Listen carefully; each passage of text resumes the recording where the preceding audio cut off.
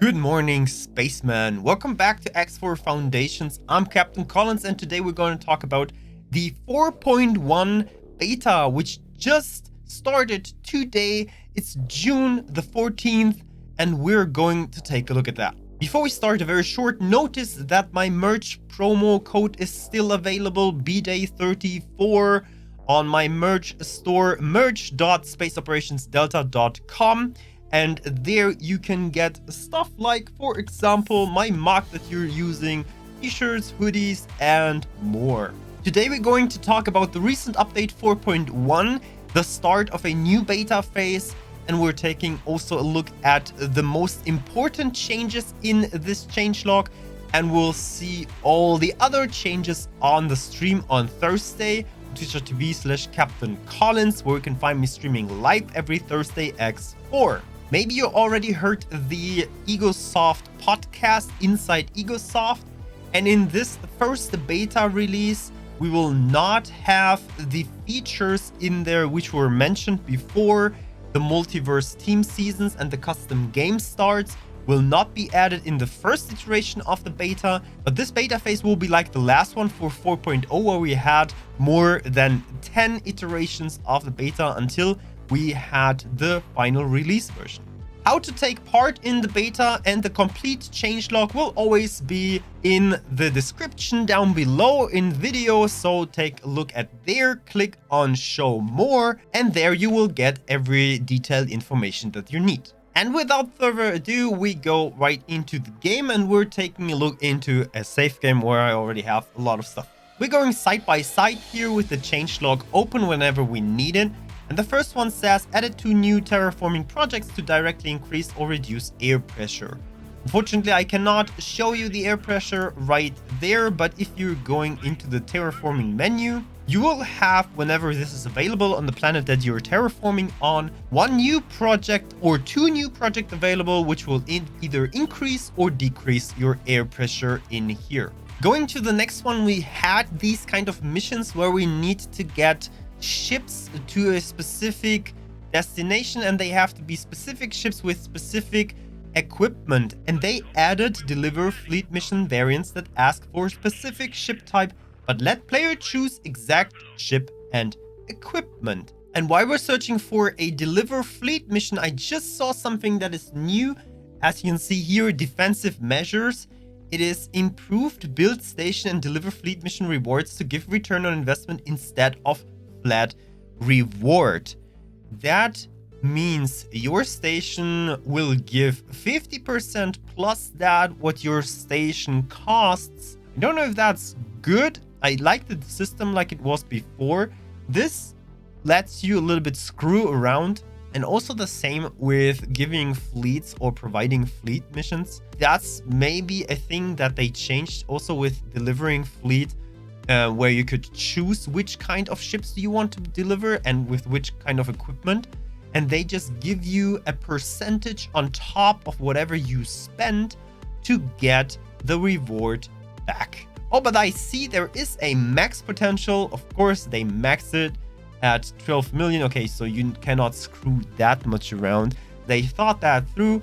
Next thing, if we're taking a look on our station list in here, and I right click on a station, you will see something new that's called show upkeep missions.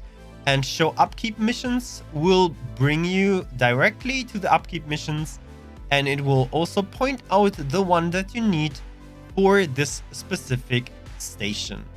If we take another station, like for example this one, and show upkeep missions, it will tell us that we need to do these kind of missions. That way you can always check if there's something to do at your station. But what I wanted to show you is if you go into the trade menu, into the trade offers, let me do that in here, trade offers, you will see these hourglasses, and these hourglasses will tell you everything about where reservations which are incoming or outgoing from your station. You can see there's a buy offer open and there's a sell offer open for missile components and ore. Now you can see that very easily in the trade menu. One very interesting new thing is the added option to cancel wear reservation at player-owned stations. That means every single player-owned stations.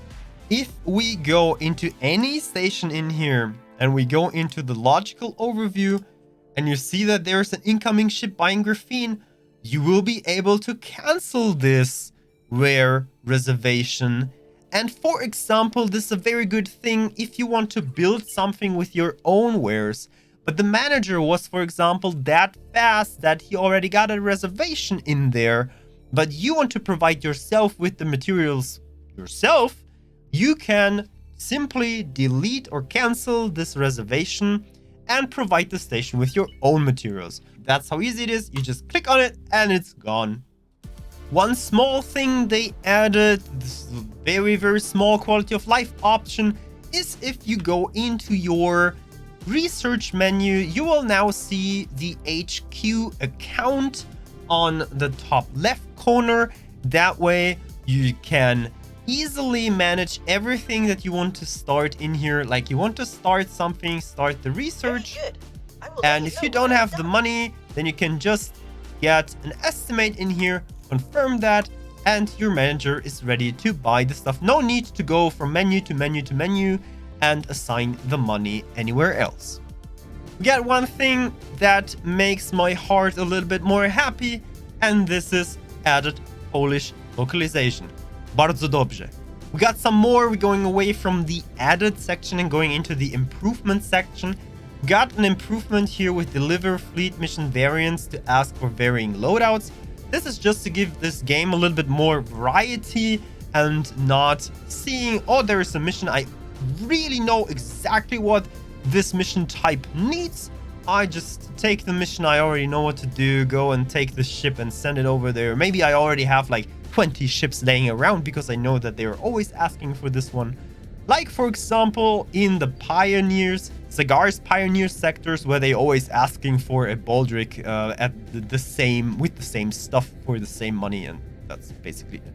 Improved reflective cloud particles and black dust terraforming projects by making them repeatable. That's nice, so you can change your terraforming projects a little bit better. Repeat orders or repeatable orders will gain more stuff for your terraforming, and that's basically a good thing. Next one is improved energy eject feature. That was a little bit bumpy if you got into the situation where you needed to eject. I don't know if you heard the podcast where they talked about the multiverse seasons, so that when you get ejected, you will also get teleported to a station. And that's maybe one step to get in this kind of eject feature, that you will be able to be safer after a fight. We had that a few times. You get ejected, everything's nice, seems good, the ship got destroyed, you're out in your spacesuit, but what happens 2 seconds later? Game over, because the ship shot you down from where you were. Improved behavior of station-based mining ships working for stations that require multiple resources. We have to take a look at that. This is something that will be visible after a longer time of monitoring while doing all your economy. I hope, cross fingers, that it works this time pretty good. I just jumped into the void to show you something else, because they are saying that hazardous regions now also work when players not nearby. This is something to keep in mind from now on. If you have ships operating in a region, like for example the void, where you have a hazardous region, it could be necessary to either blacklist these sensors if your ships are very vulnerable, or that you have ships operating in these sectors with better shields, or just in general better ships at all. Improved AI pathing to fly around hazardous region where possible. I just saw that happening with this ship here. As you can see, they are coming from the top. They were avoiding this hazardous region and they flew on top over it. I have given no order to do that or whatever. They did that on their own. And you can see that the other ships are already flying above the region. they're not flying into or through this region. I am very interested how that works with the autopilot. If the autopilot does do that too, I don't think that, but maybe this will be another thing that they're experimenting with for the next iterations of this beta. If they're doing this with the AI already, then the next step would be definitely also the autopilot. Improved flight pathing for small ships docking at Tokyo. Yeah, we need improved flight pathing for every single ship. Improved range and force of container magnet for ML and XL ships. And not only that, but I heard, and I think that was also a thing of the podcast, that larger ships will also get a larger range of their container magnets. So if you have an XL ship and you enable the container magnet, you will be able to gather from way further away than in an S-class or an M-class ship or whatever. Then we have some other things like improved balancing, improved scanning, improved low attention combat, improved workforce information, and so on.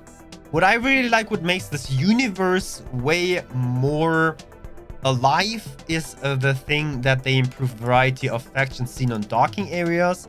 So you feel not only when you're docking on an Argon station and there's like everyone walking around or everyone flying around Teladi, Paranit, and so on, but on the station you only see Argon people. That's a little bit weird. Now that they improved this, this feels just a little bit better. Improved some lighting, improved appearance of Argon characters. We have to take a look at that on Thursday.